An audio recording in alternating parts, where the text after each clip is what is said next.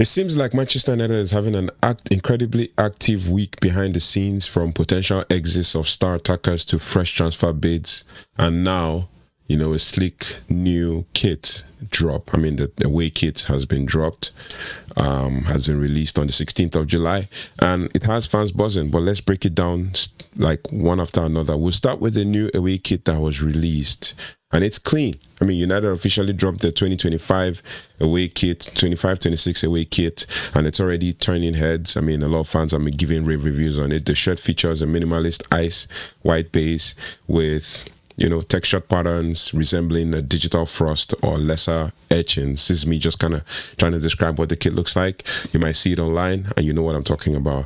A nod to tech and precision. Obviously, it's paired with a deep plum purple accent, including a strip black devil crests and clean shoulder stripes from Adidas. I mean, the Snapdragon sponsor logo sits boldly at the center, while the DXG technology, as always, is branded on the sleeves. But does it fit? Yes, the modern, athletic and slick. I mean, the person who perfectly suits this kit pattern or kit design is one person we've seen online, and that is Matheus Cunha. It is a very futuristic vibe, and it feels like it is right at home at Manchester United. The tech-savvy ownership and rebranding, right? It is I don't know. Let me know if it is one of the kits you like, or you prefer the red one. But I think I like that one too. It's pretty decent and lovely away kit. I can count how many times I'm going to wear it. But over to the transfer news, which is the main reason why we're doing this video, because we have a lot of transfer updates in the last 24 hours. According to Gianluca Di Marzio and Alfredo Pedula, trying to get my words out. According to Gianluca Di Marzio and Alfredo Pedula, Juventus are in advanced talks to sign Jadon Sancho. Both the club and the player want this move to happen quickly, with all parties aiming to finalize within the next 24 hours. Sancho, exiled under Ruben Amorim, wants a fresh start. Juventus are rebuilding after their own reset and see him as a dynamic wide option with resale value and unfinished business in Europe. And as of the last couple of hours, they're trying to finalize the Francisco Conceição deal to be able to now move on to do the Sancho deal. But there was also rumors that, if the Conceição deal doesn't pull through from Porto, then they will focus on Sancho. But I've also heard that the deal has been agreed. Personal terms have been agreed, but Manchester United and Juventus are yet to have conversations, and that Juventus are basically offering £15 million, and Man United could actually go lower and count it as a loss. But I think they initially put £25 million, and then I'm hearing 25 million euros. But according to Di Marzio and Pedula, Juventus are in advanced talks to sign Jadon Sancho. So let's see how that goes, and we can build from there. Next one on our list is Garnacho. Garnacho is set for a Premier League stay, and that's pretty much what he says. Fabrizio Romano reports that Alejandro Garnacho is out of the Manchester United project, and while all clubs abroad are interested, his priority is to stay in the Premier League.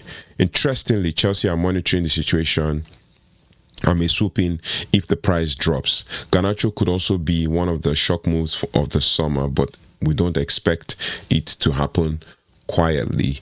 Also, in Fabrizio Romano's exact words, he says Chelsea, from what I'm hearing, could have one more addition up front. The name of Garnacho remains one of the options. So let's see how that goes. There's a whole lot of news happening around that, and there's a whole lot of talk with regards to that. But we will continue to build, and we'll continue to talk, and continue to, let you know whenever anything happens with regards to the whole Garnacho situation. And then, with regards to the next one we have on our list, which is Marcus Rashford, because we're talking about all the guys that have been exiled, right? Marcus Rashford is another one. Juventus aren't stopping at Sancho. Reports from Italy, because obviously he preferred to go to Barcelona, but reports from Italy suggest that they've also made initial inquiries for Marcus Rashford's situation, right? They've made inquiries into Marcus Rashford's situation, and he's endured a rough season, obviously, but still has elite athleticism, homegrown value, and marketing power. Obviously, it seemed like people were not particularly interested, but then he still showed up to Carrington, despite the fact that he's been told stay away. Last week he showed up to Carrington on Tuesday, and he's been training week in, week out. I've been seeing videos online and all that. He seems to be putting a professional, putting in the work as a professional to be able to either get himself a move away from Old Trafford and all of that. But he isn't pushing for an exit, according to the news we're hearing. Rashford isn't reportedly pushing for an exit, but if Juventus can offload players and present the right terms, things could also move fast, especially if United choose to fully reset their forward line. Obviously, Ruben Amorim doesn't want Rashford. He's talked about it. He said, the player is a good player, but we hope that this deal can go through. For me, like, even as a player that I like, Marcus Rashford, he can actually he can actually just move on and get a full reset. Another thing is that I heard some things that Sheringham said, some comments that he wouldn't want for Marcus Rashford to go to Barcelona, that he doesn't deserve the move. And I see why most fans did not like him and most players did not like him at the time when he was a Manchester United player. I don't want to spend time reviewing that. Maybe I might review it on TikTok, but it is what it is. Sheringham is entitled to his own opinion, but everybody would want to wish Marcus Rashford well. I mean, would want a situation where Marcus Rashford will go and play and we would love to watch him again. Yeah, albeit the whole story with Manchester United has ended, but obviously anything can happen, and we would love to see Marcus Rashford grace our screens and play in Europe again. So, I mean, we have to wish everyone well. We cannot just be saying things that we want to say to just throw people off and say rubbish in the media to kind of reduce his price tag further. I mean, that statement by Teddy Sheringham technically reduces the price tag further, but it is what it is. We have to just keep building, and we have to be positive for Marcus Rashford, so that when he leaves on good terms and fans will appreciate him. Okay, yeah, he served the club and all of that. Yeah, he didn't work out with some other managers, but then he can also go somewhere else and work with other managers and still be able to put in a good shift. I also saw another news later today, rather, that Sky in Italy are reporting that Liverpool are also interested in Marcus Rashford. They've made inquiries and all of that. I mean, if he goes to Liverpool, that would be a very heavy one to take, but it is what it is. We're gonna just move on from that. But yeah, I wish Marcus Rashford all the best, and I hope to be able to announce a good move for him so he can go and play and we can enjoy watching him. I watched him at Aston Villa and I loved watching Marcus Rashford play again. But yeah, Obi, it doesn't work for Manchester United. We can all move on, right? And then the next one is Antony. According to UOL, I checked out the page on X, and it seems to have a lot of followers on X. I mean, Twitter, if you may. UOL, Antony has drawn attention from clubs in Germany, Spain, and England, including RB Leipzig, Bayern Leverkusen, and that is where Erik ten Hag is, Real Betis, Brighton, and Newcastle. So we have to monitor that one. Manchester United have set an asking price of £50 million. They slapped the price tag on him, £50 million. Given his form and his inconsistency, that may be ambitious, but his underlying metrics, dribbles, XG assists and all of that are still, respectable. He did well at Betis, and that could have also taken his price tag up. So you never know. We have to just, observe and be hopeful that if players like Noni Madueke and Mohamed Kudus, who put in not too good stats, not too high stats last season, can be going for £55 million, how much more Manchester United players? How much more Antony, who still has a lot to offer? And he's just only 23, 24. He still has a lot to offer. So he should be able to get such a good transfer. So that's it for Antony. And then the one that does not seem to want to go away, it becomes more like a drawn-out saga every time. The saga continues. That's pretty much what I'm going to say with this one. United have agreed internally on a £65 million offer for Brentford's Bryan Mbeumo. But Brentford upped the demand to £70 million. That's what we heard. That's what we've seen online and all of that. But Sir Jim Ratcliffe is refusing to overpay. Yeah, the truth is, they wanted. We're hearing rumors in the weeks leading to that. That's almost 50 days now. In the weeks leading to today, that Bryan Mbeumo was. Man United put in a bid of £55 million, including add-ons and all of that, and then upped it again to around, I heard, in excess of 65 million for a second bid and all of that. Then Tottenham, who denied it eventually, put in a bid for 70 million, and now Brentford are saying, obviously, that they want almost something close to 70 million pounds, including 65 million add-ons, or 65 million upfront, or a reasonable amount upfront. So more like, from what I'm seeing from Alex Crook, from what I'm seeing from multiple sources, including Ben Jacobs and Laurie Whitwell, you can see that it's the structure of the payment that is key here, and they are way off, no doubt, but the structure of the payment is what is delaying this deal from getting over the line. But we're going to observe, we're going to see. Also, I saw something from TalkSport for the first time. TalkSport are talking sense. We're going to see what has been said. But for TalkSport, it's like basically that. Simon Jordan was saying Man United shouldn't pay for that. Man United should play the waiting game and all of that. Yeah, the waiting game might become impatient. Bryan Mbeumo stated that he wants to move, and Man United have the edge because Mbeumo wants to move, but Brentford wants to delay. But it is what it is. We have to keep observing. We have to keep watching and seeing how it unfolds. But I feel like if this deal is not completed quickly, it will put a lot more pressure on Mbeumo once the deal is signed.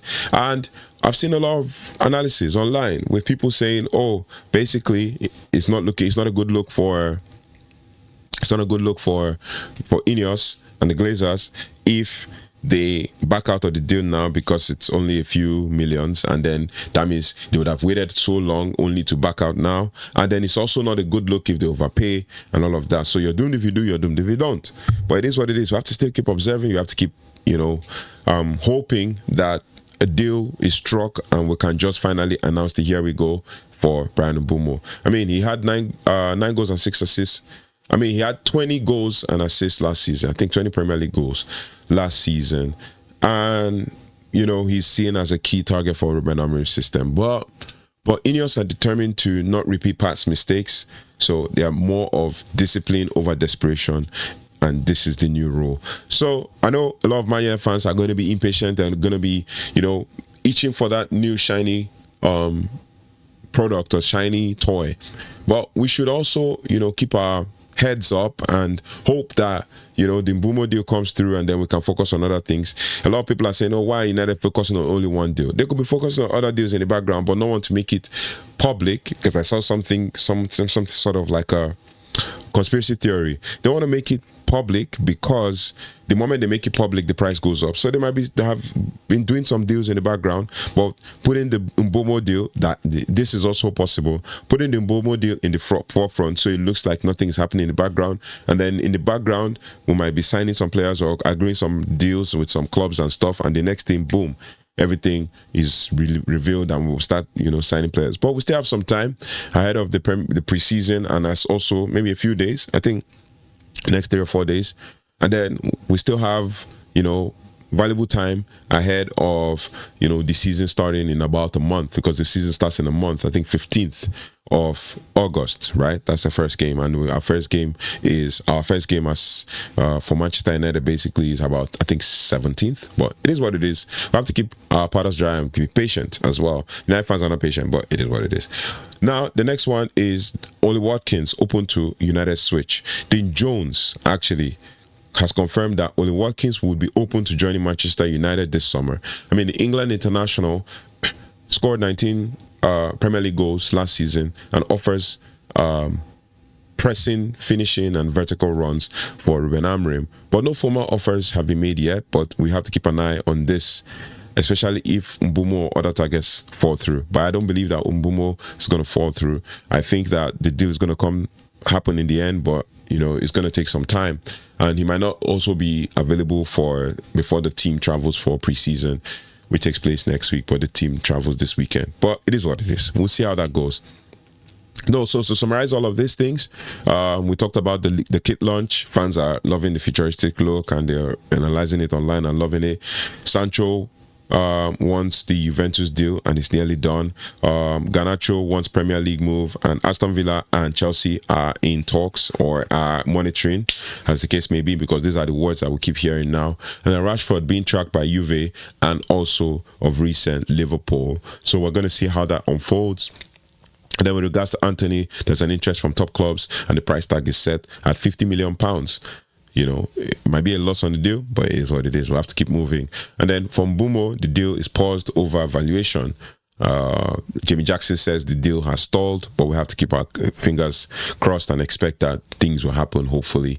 And then for Watkins, he's open to United approach, but it is what it is. We have to just, you know, be hopeful that if all our transfer targets, maybe with regards to striker targets, don't happen, we might have to go for Watkins. And if we go for Watkins, it won't be a bad idea or bad move. Might be a stopgap for the next 2-3 years. But that also sets the stage for what happens in subsequent transfer windows. If he gives us 10-15 goals next season and all the other people deliver on their goals, including Ahmad, Bruno, even Cunha, as well as all the other people that we have in the squad scoring goals, then we can have something to write home about when it comes to us focusing in domestic league. So now Sir Jim Ratcliffe and Jason Wilcox are reshaping the squad, even though I've been seeing some fans calling them all sorts of names and all of that. But they might be doing this and we might have to suffer a little to get the best result that we need to get, right? And those fans might come back and eventually start praising, but if they don't, so be it, right?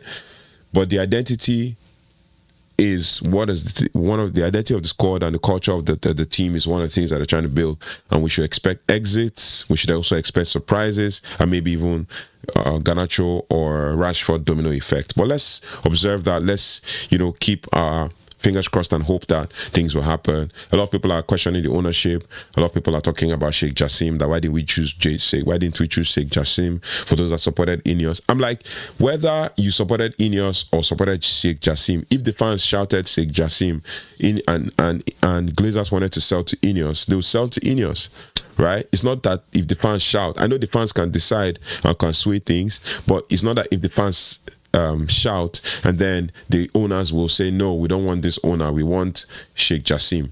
The truth is, the owners, the Glazers actually are the ones that you can actually send your, you know, cries to, and not to Sir Jim Ratcliffe, because obviously Jim Ratcliffe prepared and presented a better deal that was suitable for the Glazers, and the Glazers accepted that, right? They wanted to remain partly in control, while Sheikh Jassim wanted no more. But I didn't need us to digress and talk about this. But yeah, we might expect some ripple effects in the window, but we shouldn't just be calling our owners' names and ex-players insulting the current players and bringing the values down. So it is what it is. Let's keep our fingers crossed and hope that either Barca or Liverpool or even Juventus would sign our players, right? So let me know your thoughts and feelings in the comment section, and thank you so much for liking, sharing, and subscribing, and hitting the notification bell so you don't have to miss anything. If you haven't already, please do like, share, subscribe, and hit the notification bell so you don't have to miss anything. Thank you so much for watching, and I'll see you on the next one. Take care, goodbye, and God bless.